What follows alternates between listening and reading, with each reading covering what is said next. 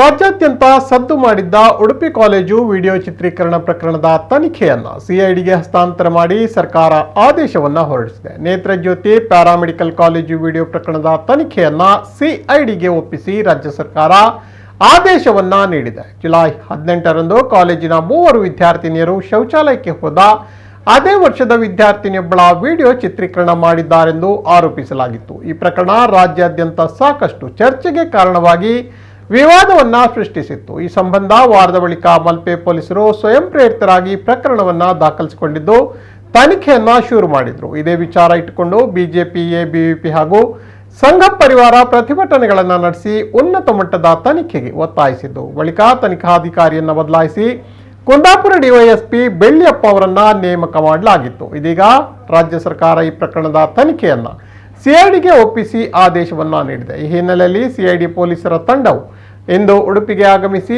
SP ಹಾಗೂ ತನಿಖಾಧಿಕಾರಿಯೊಂದಿಗೆ ಚರ್ಚಿಸಿ ಎಲ್ಲಾ ದಾಖಲೆಗಳನ್ನು ಪಡೆದುಕೊಳ್ಳಲಿದೆಂದು ತಿಳಿದು ಬಂದಿದೆ.